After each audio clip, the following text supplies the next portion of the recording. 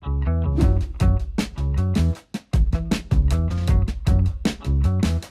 is a showstopper.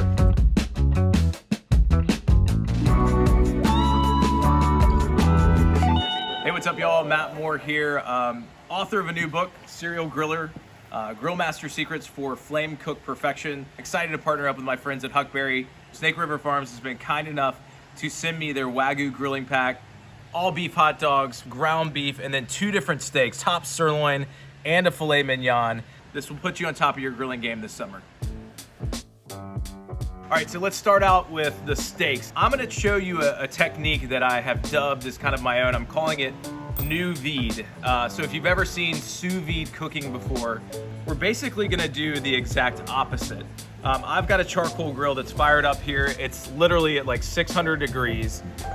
Keep it simple, stupid. I'm just utilizing some kosher salt, fresh cracked pepper.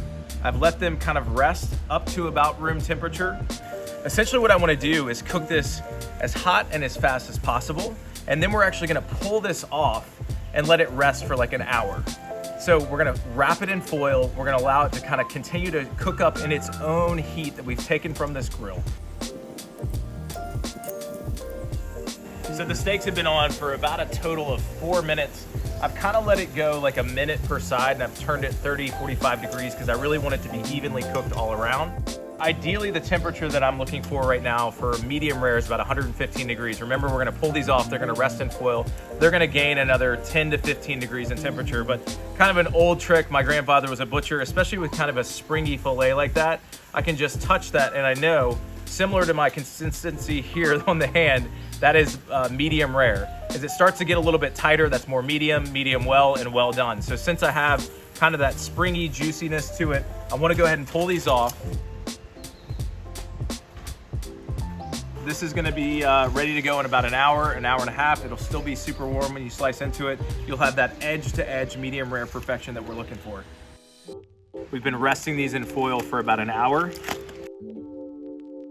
Here is our filet. So usually gonna be a little bit more tender than that top sirloin.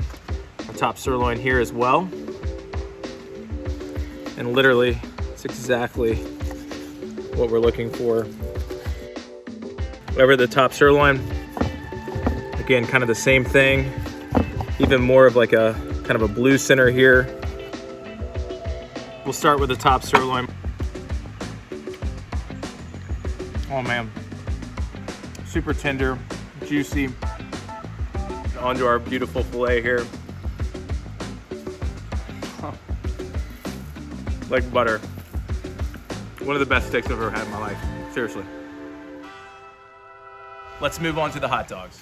These are super delicious, all beef hot dogs. And what I like to do is just kind of give this like a little bit of a crosshatch.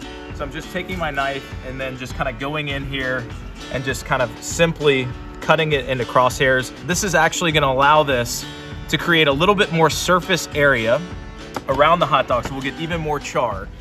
And then, as I mentioned, just a direct fire, high heat, and we'll let these cook up for about 2 or 3 minutes. In the meantime, I like to kind of take it up a notch. This is a classic family recipe. It's a tomato and onion mustard relish, so it could not be more simple. It's super delicious on a hot dog. Cut that perfect sear.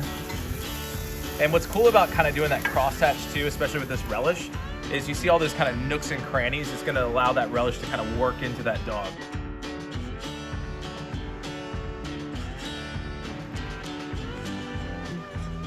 Oh my God. The hot dog has such good flavor. It doesn't need anything else, but the mustard, the onion, tomato, really light and fresh. This is a showstopper. It's time to move on to another classic, the burger. If you ever have trouble cooking burgers at home, I have a great hack for you, and it just is one of the cheapest things you can ever pick up, which is a fantastic cast iron skillet. So we're actually just gonna let this sit right on top of the grill grate to go ahead and start preheating. And the idea of cooking this in cast iron is it's gonna allow us to get that really nice even sear on the outside of the meat. This is Wagyu beef, really nice blend of fat and protein. It's gonna turn out a juicy, delicious burger.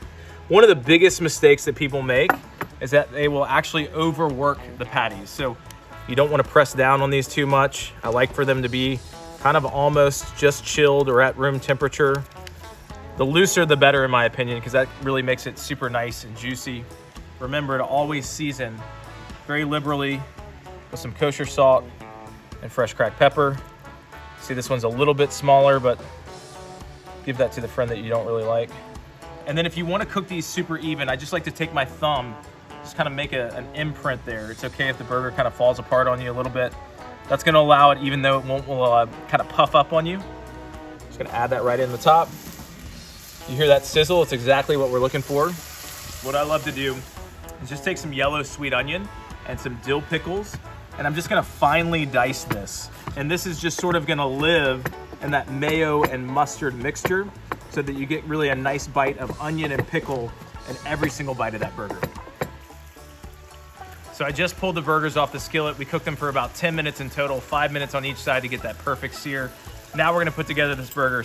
I am a mustard guy. I just like to smear that all in there. We'll blend it with a little bit of mayonnaise.